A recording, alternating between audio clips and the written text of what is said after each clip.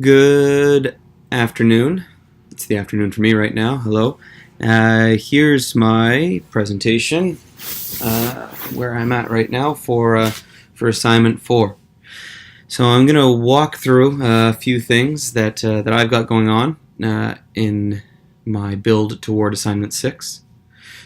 So we've been asked to identify a field initiative, practice, or project or strategy that embodies critical pedagogy principles, as we all know.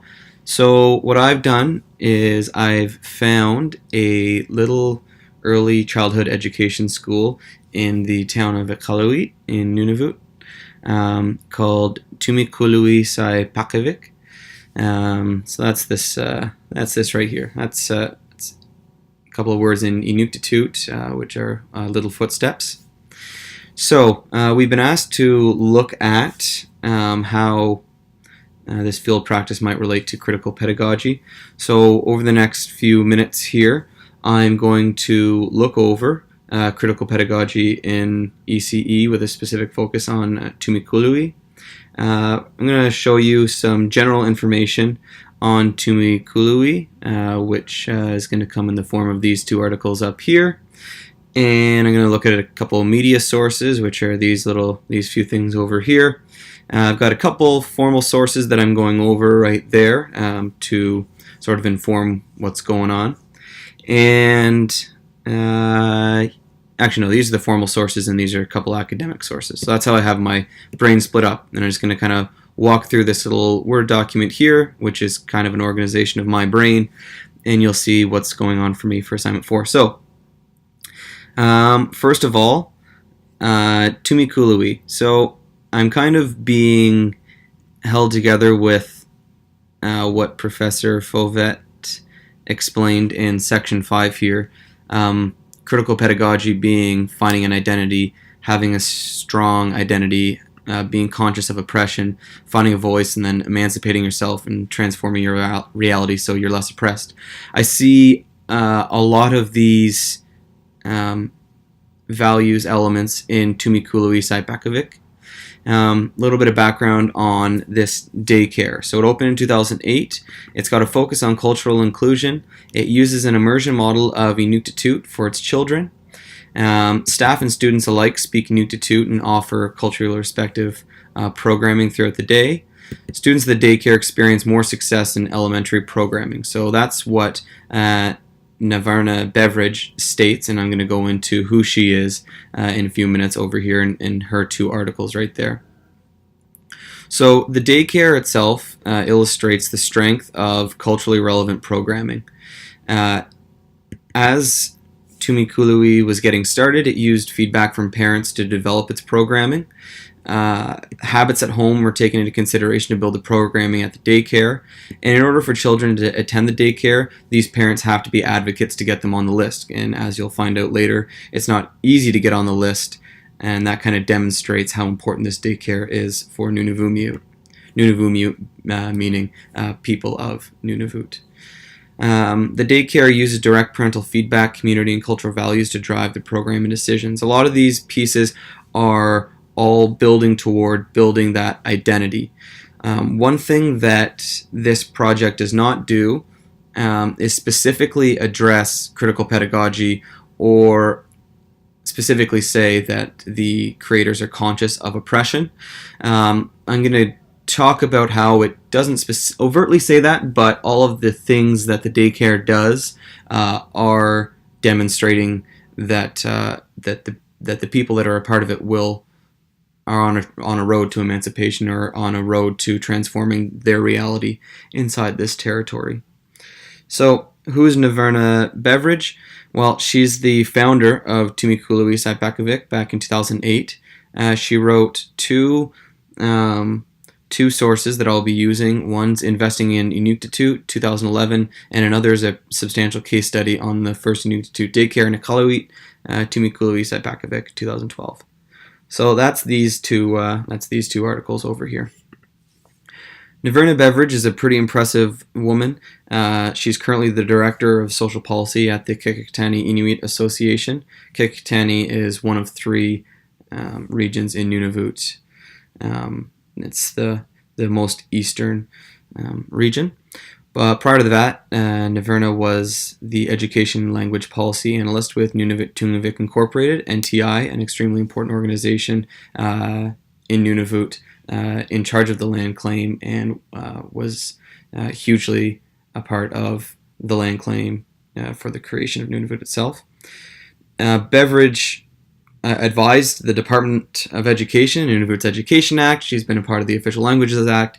She's made presentations to the National Senate, to the United Nations. She is hugely impressive. So I'm not going, as I've been advised, I'm not reviewing Naverna Beveridge herself, but her sources on Tumikuliwi will give me a huge amount of information that I'll be able to use in Assignment 6.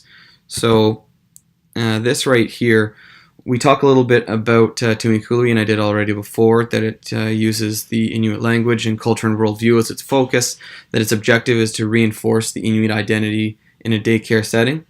Because English is so pervasive in Nunavut society, in media, everything that's around, especially in schools, all public schools have a mandate to include Inuit societal values and worldview in their day, but the reality is that the vast, vast majority of people teaching in the schools are Kablanat. That is, people that are not from Nunavut itself. So something like Tumikuliwi is extraordinarily needed in the territory.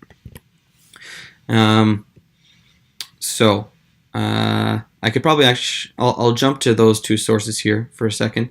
So that was the case study on the first Inuktitut daycare. That's a pretty in-depth publication that I'll be using. And then Investing in Inuktitut's a quick journal article with some international discussions that was published a year before that large case study. So I'll be relying on that a little bit as well for background on Tumikuliwi, and then also some international discussion as well. Some of the media sources that I've been looking at so far. This is an article in a publication called Nunatsiaq News. Nunatsiaq is one of two news publications in Nunavut, News North being the other one. What this article does here is it demonstrates the predominance of English in Nunavut in schools and towns, and specifically it praises Tumikuliwi for Inuktitut in early childhood education. I'm just going to use this publication a little bit here. This is when the QIA recently announced EPTK, Improving Early Childhood Education in the Qikiqtani region. So Tumikuliwi is benefiting from a substantial $500,000 grant that is focused on early childhood education. And this article just kind of demonstrates that the QIA is behind the whole idea of Tumikuliwi and how they're demonstrating the worldview of Inuit in early childhood education. And finally, this CBC article from a few years ago demonstrates the success of Tumikuliwi in Iqaluit and shows how daycares have a huge shortage in space. About 150 kids are on the waiting list for Tumikuliwi. This is back in 2007, but this is, I mean, we're 10 years later now, but it's consistent, and the waiting list is substantial, and the daycare is successful in what they're hoping to do. Couple formal sources as well. I'm kind of running close to 10 minutes here, which is what was suggested for the length. So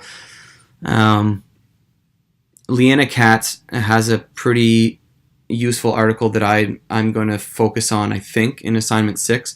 She talks about how a lot of educators are engaging with critical pedagogy, but they don't necessarily know that they're doing it.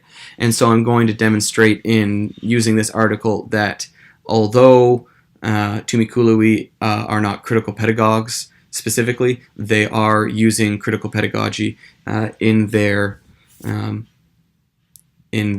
venture. They're helping kids find an identity. The daycare was created because of the oppression that was inside of Iqaluit, which is inside of Nunavut. That is that Inuit identity is not front and center, and that's what Tumikuliwi guarantees. A few other articles here that I'm going to use maybe to draw some parallels. Markovich here talks about a Jewish Israeli high school that was founded on the ground of instilling critical consciousness in its students and ensuring that the students there were felt empowered, and that's sort of the similar values that Beveridge demonstrates here in her article, her case study on why Tumikului came to be. So I'm up to 10 minutes here. That went by pretty fast. Maybe not for you.